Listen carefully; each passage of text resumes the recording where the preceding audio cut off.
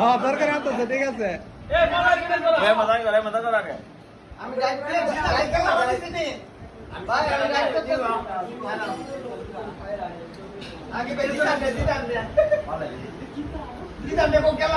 মামা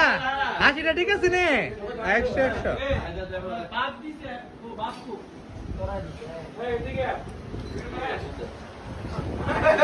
100 sorry sorry sorry ভাই আপনারা ভুলে গেছিলাম ভাই ভাই আপনি কিরকম লাগতেছে হাসিটা